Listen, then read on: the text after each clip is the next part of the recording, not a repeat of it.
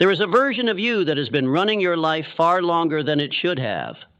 A version built on hesitation, watered-down ambition, and the need for comfort over truth.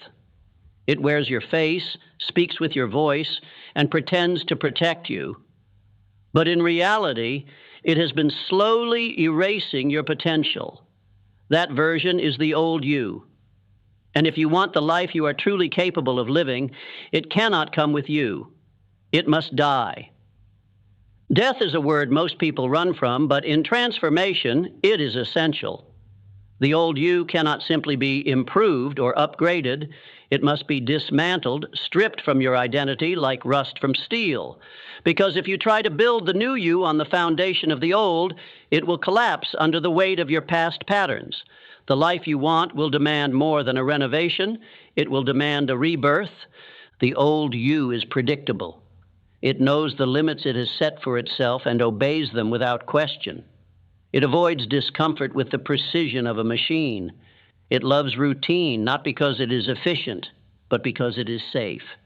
It never strays too far from the shore, never risks looking foolish, never faces a challenge that could expose its weakness. And that is exactly why it cannot survive. You already know what happens if it does. More of the same. The same cycle of almost moments. The same list of goals you keep rewriting every year. The same voice in your head telling you you'll start tomorrow. You've lived inside that loop long enough to know it ends nowhere. Killing the old you is not about hating who you've been. It's about refusing to betray who you could become. It's about looking at your own patterns with brutal honesty and saying, this is not the person who will take me where I need to go.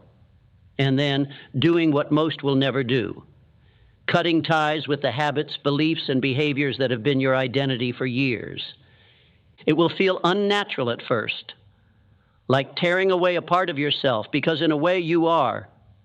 The old you has been your home for so long that living without it will feel strange. But comfort is not the goal. Freedom is. And freedom begins the moment you stop negotiating with the version of you that keeps you small. Every great transformation in history began with a funeral, the burial of who someone was so they could rise into who they were meant to be. The leaders, the innovators, the creators who changed the world, they all had to kill the weaker, safer, smaller version of themselves. They had to choose growth over familiarity, purpose over pride, vision over validation. You must do the same. The old you must die so the new you can breathe. The old you will not go quietly. It will resist you every step of the way because it knows it cannot survive in the world you are trying to create. It will try to convince you that you don't need to change, that things are fine the way they are. It will tell you to be grateful for what you have. And yes, gratitude is powerful, but the old you will twist it into a weapon to keep you from reaching for more. Gratitude without growth is stagnation disguised as peace. You will feel this resistance most in the moments right before you're about to make a leap.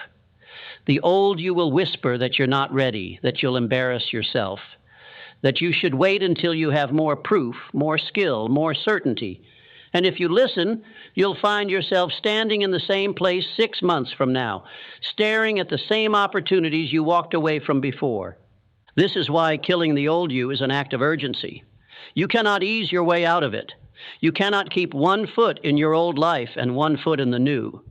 The gap between them is too wide. One will pull you in entirely, and if you hesitate, it will be the old one. You must burn the bridges that lead back, cut off the exits, remove the safety nets that make retreat possible. This doesn't mean acting recklessly. It means committing so fully that there is no path but forward. The old you thrives on backup plans because it knows that as long as there is a way back to comfort, you will take it when things get hard. So you make that choice for yourself now. There is no going back. Understand this. The death of the old you will not be a single cinematic moment. It is a process of daily execution. Every time you choose discipline over distraction, you put another nail in its coffin. Every time you step into fear instead of away from it, you take away another piece of its strength. Every time you keep a promise to yourself that the old you would have broken, you bury it a little deeper. At first, this will feel exhausting. You will be tempted to think it's too much. But the exhaustion is not from growth. It's from fighting the pull of your old identity while trying to build a new one. The stronger the new you becomes, the less the old you will have to say. Eventually, its voice will fade until it is nothing more than a distant echo, too faint to influence you. And on that day, you will realize something extraordinary. The new you is not a stranger. It was the truest version of you all along. The old you was the mask. The old you was the act. And once it is gone, you will not miss it. The old you is a master of comfort. It has built an entire life around avoiding anything that threatens its sense of ease. It surrounds itself with familiar routines, predictable outcomes, and low-risk decisions. It calls this balance. But balance without growth is just quiet decay. You can't see it day to day, but over months and years, it eats away at your ambition until you no longer recognize yourself. The new you cannot be built on the foundation of comfort. It must be forged in discomfort, in the choices that make your hands sweat and your heart race. That's where growth lives. That's where the real transformation happens. The old you will try to convince you that discomfort means danger, but the truth is the only danger is in staying the same. You have to understand, the old you is not just a set of habits, it's a self-image. It's the quiet agreement you've made with yourself about who you are and what you're capable of. That agreement shapes every decision you make, every risk you take, every opportunity you even allow yourself to see. And as long as that agreement is intact, you'll never break free from its ceiling. So you must break the agreement. You must declare to yourself and to the life you're building that the old terms no longer apply, that you are no longer the person who hesitates, who negotiates with their potential, who plays small to avoid discomfort. You are no longer the person who seeks permission before acting on what matters. You are no longer the person who waits for perfect timing. The moment you make that declaration, you must back it up with action, immediate action. The old you survives on delay. Every time you say later, you feed it. Every time you push a goal into the future, you give it oxygen. But the second you take decisive action, before the excuses can pile up, you cut off its air supply. And here's the thing. Action doesn't have to be massive at first. It just has to be immediate and deliberate. Small, consistent actions compound. Each one is a strike against the identity you are leaving behind. Each one is a brick laid in the foundation of the new you. There will be days when the old you tries to rise again. You will feel the pull to slow down, to back off, to return to what is easy. Those are the most important days of all, because they are the crossroads. In that moment, you decide which self gets to live, and the decision must be made without hesitation. Kill the old you again and again and again until it has no power left. You don't become the new you by waiting for the old you to fade away. You become the new you by burying the old one every single day with the weight of your actions. The old you will always argue for its survival. It will use logic, emotion, and even your own memories to keep its grip on you. It will remind you of times you tried and failed, times you pushed forward and got hurt, times you put yourself out there and faced rejection. It will turn your past into chains and wrap them around your future. And unless you break them, they will drag you back into the same small circle you've been walking for years. Breaking them requires more than willpower. It requires identity power. You have to stop seeing yourself as the person who is trying to change and start seeing yourself as the person who has already changed. Because the mind will fight to stay consistent with the way it sees itself. If you keep telling yourself you're becoming something, the old you can keep you in an endless loop of preparation. But when you declare, "This is who I am now," your actions rise to meet that standard. This is why the old you cannot be allowed to linger. If it has even a corner to hide in, it will. That's why you burn the bridges. You remove the option to go back to the job that drains you, the relationship that dims you, the habits that numb you. You eliminate the triggers that pull you into old patterns. You don't keep them just in case. You remove them because they are the open doors the old you will always try to slip through. You must also understand that killing the old you is not about erasing your past. It's about stripping away your attachment to it. Everything you've done has brought you here, but it does not have to define what comes next. The old you loves to point to the past as proof of your limits. The new you looks at the past and says, that was my training ground. Now I'm ready for more. And yes, this process will cost you. It will cost you comfort. It will cost you the approval of people who preferred the old you because the old you made them feel safe. It will cost you the illusion that you can have transformation without sacrifice. But in exchange, it will give you everything worth having: clarity, freedom, purpose, self-respect. Think of the greatest innovations, the boldest movements, the most inspiring personal turnarounds in history. None of them happened because someone held on to their old self. They happened because someone was willing to let a part of themselves die so something greater could take its place. You are no different. The question is not whether you can do it. The question is whether you're willing to give up the life you have for the life you want. And if you are, the old you's time is already over. The old you doesn't just live in your actions. It lives in your thinking. It's in the way you interpret challenges, the way you explain setbacks, the way you define yourself after a mistake. It takes every obstacle and turns it into a reason to stop. It whispers, see? This is why you shouldn't try. It thrives on turning temporary difficulty into permanent limitation. If you want the new you to live, you have to rewire the way you think. Every time you catch yourself looking for a reason to quit, you replace it with a reason to continue. Every time your mind tries to frame something as proof you can't, you turn it into proof you must. This is not about blind optimism. It's about refusing to let your thoughts serve the old you's agenda. You also have to watch your language because words are the armor of identity. The old you hides behind phrases like, I'm not the kind of person who, or that's just how I am. Every time you say those words, you reinforce the walls around your potential. The new you speaks in the language of expansion.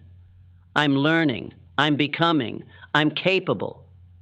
Words don't just describe reality, they create it. And the old you knows that if it can control your words, it can control your future. This is why killing the old you is a daily practice. It's not one dramatic act, it's thousands of small executions.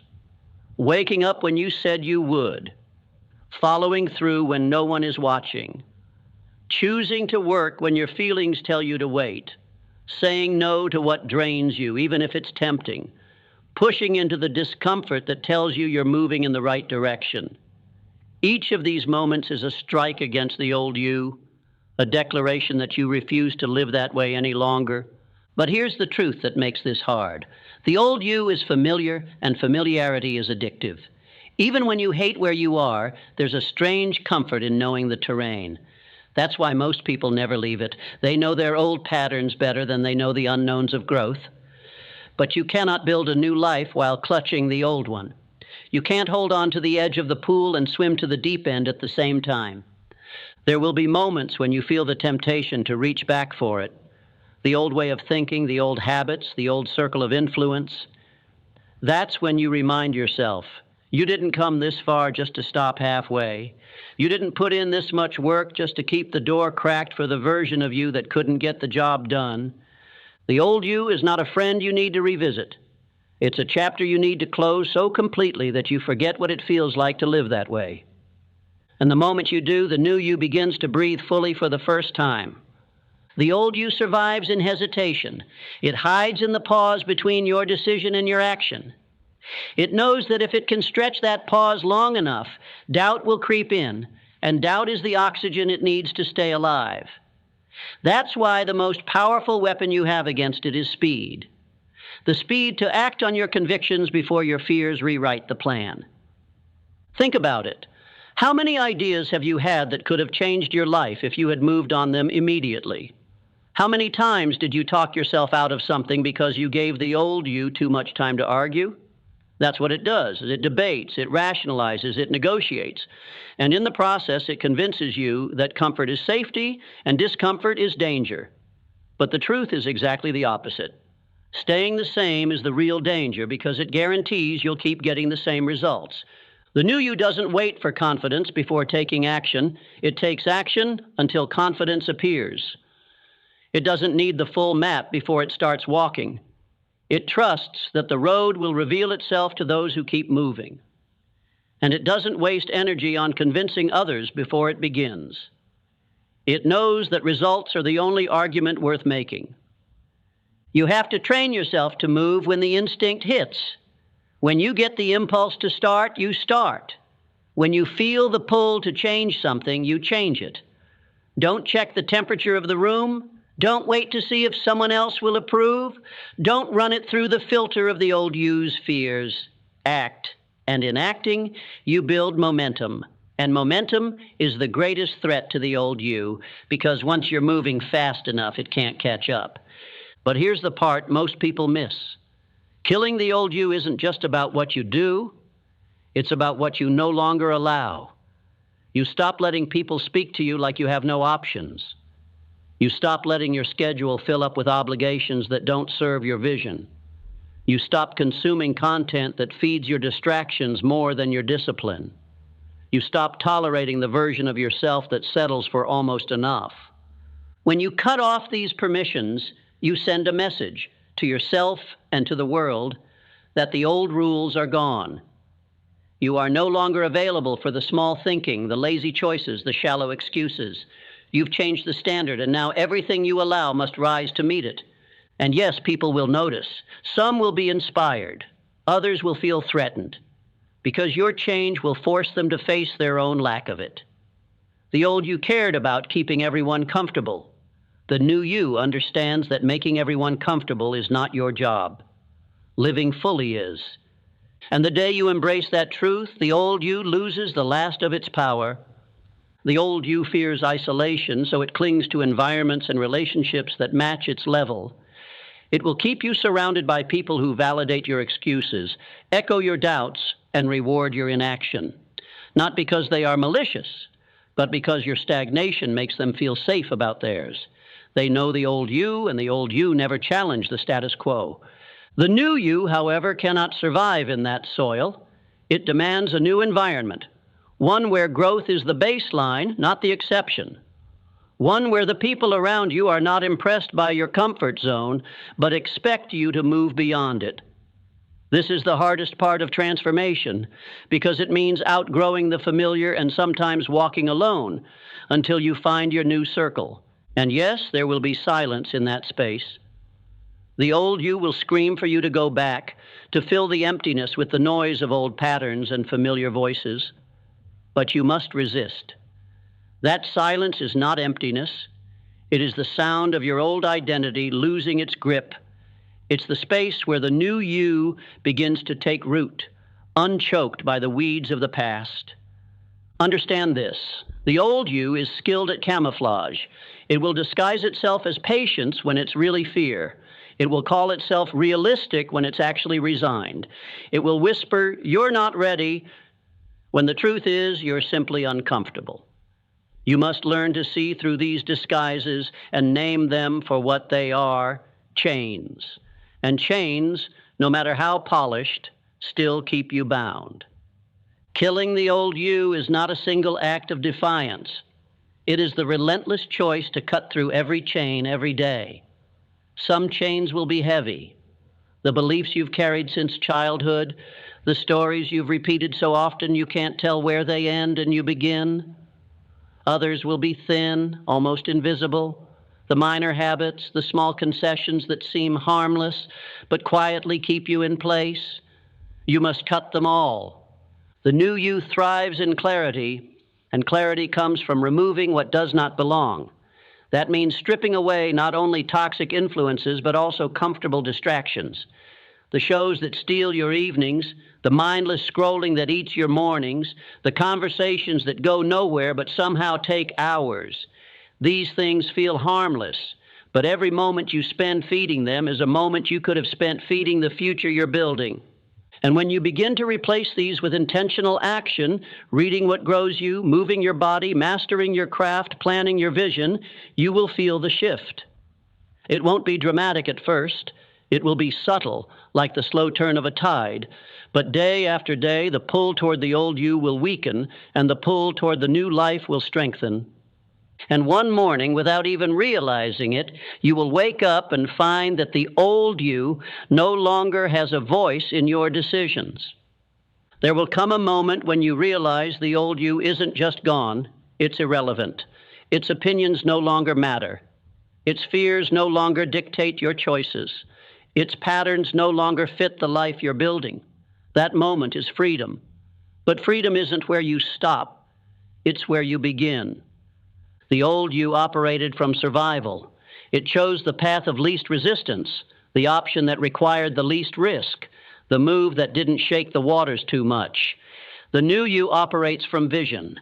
It's not asking, what will keep me safe? It's asking, what will move me forward? The difference between those questions is the difference between living the same year over and over and living a life that compounds in value every single day. Survival is about avoiding loss. Vision is about creating gain. And the truth is, you can't build a visionary life while clinging to a survival mindset. The old you measured every decision by what it might cost. The new you measures every decision by what it might create. That shift alone will pull you into opportunities the old you couldn't even see. And yet, here's the paradox. The more you step into the new you, the more the world will try to remind you of the old one. People will bring up your past mistakes. Situations will test whether your habits have truly changed. Challenges will appear that seem designed to pull you back into familiar reactions. These are not signs you've failed. They are signs you're on the edge of breakthrough. Because the old you doesn't go quietly. It will throw its last and loudest fight when it knows it's about to lose for good. This is when most people give in, when the discomfort peaks and the temptation to revert feels overwhelming. But if you hold the line here, if you refuse to surrender, the old you will finally collapse. And in that collapse, you will feel something you may have never felt before: total alignment. Your thoughts, your actions, your habits, your environment, your words, your energy, all moving in the same direction. That's when growth stops feeling like pushing a boulder uphill and starts feeling like being carried by a current you created. You will no longer be spending your days fighting the gravity of your old self.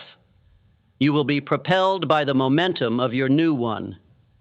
And that momentum will take you places you never had the courage to imagine before. Not because they were impossible, but because the old you couldn't see them. Now they're in plain sight, and more than that, they're within reach. Once the old you is gone, you'll understand why you had to let it die. It was never built for where you're going. It was built for a smaller world, a shorter vision, a lesser destiny. And for years, you may have mistaken it for your true self, but it wasn't. It was the edited version of you, the one trimmed down to fit the expectations of others, the one softened to avoid judgment, the one bent to survive in conditions you were never meant to remain in. When you kill the old you, you unchain the raw, unfiltered, unafraid version that's been waiting underneath. That version doesn't ask for permission. It doesn't keep a backup plan for failure. It moves like time itself, forward only, never back. And here's what you must understand. The new you is not fragile. The old you was always on the verge of breaking. One bad week, one harsh comment, one disappointment could send it into a spiral. The new you bends, but doesn't snap. It takes a hit and keeps moving. It sees obstacles not as walls, but as resistance that builds more strength with every push. But strength alone isn't enough. It must be paired with purpose, because the danger of building a stronger version of yourself without a vision is that you'll simply endure more of the wrong life. The new you doesn't just survive longer, it thrives with direction. It wakes up every day knowing exactly why it's here. and exactly what must be done. And when that clarity locks in, hesitation becomes impossible. You stop overthinking because you have no time to waste. You stop chasing approval because you're too busy chasing what matters. You stop getting distracted by noise because you've tuned your focus so tightly that only the signal gets through. This is why the old you had to die, because it could not hold that level of alignment. It would have sabotaged it. It would have let fear bargain it away. It would have accepted a smaller version of the dream in exchange for comfort today. Now that option is gone, and with it, every reason to shrink, stall, or settle. You move forward not because you feel like it every day, but because forward is the only direction you have left. You've burned the bridges. You've shut the doors. You've erased the exits. And that's the freedom most people never know, the freedom of having no way back. When there's no way back, every ounce of your energy shifts forward. You stop rationing your effort because there's nothing to save it for. You stop holding back your ideas, your drive, your ambition, because you know the clock is ticking and the moment is now. This is where the new you becomes unstoppable, not because life suddenly becomes easy, but because difficulty no longer has the power to stop you. The old you treated resistance as a sign to slow down. The new you treats it as proof you're moving in the right direction. You understand that no mountain is climbed without wind in your face, no masterpiece is created without friction, no destiny is fulfilled without resistance to sharpen it. And so you rise each day with a quiet ferocity. You work while others hesitate. You move while others talk. You prepare while others hope. You are no longer in competition with them. You are in competition only with the limits you have yet to break. This is the moment when the people around you will start to say you've changed, as if that's an accusation. And you will smile because you know change was the goal. They'll say you're different, and you'll say, exactly. Different is the point. Different is the proof that the old you is gone. The world will try to pull you into its cycles, comfort, distraction, mediocrity. But you've seen too much now. You've tasted the life that waits on the other side of discipline, vision, and self-mastery. And once you've tasted it, you can never go back to the stale diet of the old life. From this point on, you live as if every step matters, because it does. You speak as if your words carry weight, because they do. You guard your energy as if it fuels everything you create, because it does. And you refuse to compromise, not because you're stubborn, but because you understand the cost of letting even one crack form in the foundation you've built. The old you would have sold out your future for comfort today. The new you will endure discomfort today for the sake of a future so rich, so alive, so powerful that it will make every sacrifice worth it. And when you live like that, fully awake, fully committed, fully alive, you don't just change your life. You change the gravity around you. People are drawn to it. Opportunities move toward it. Life begins to bend in your favor because you finally did what most never will. You buried the version of you that was never going to take you there, and you became the one who will. The world makes way for those who dare to rise. Click the Rise button now to subscribe and claim the destiny waiting for you. Your time is now.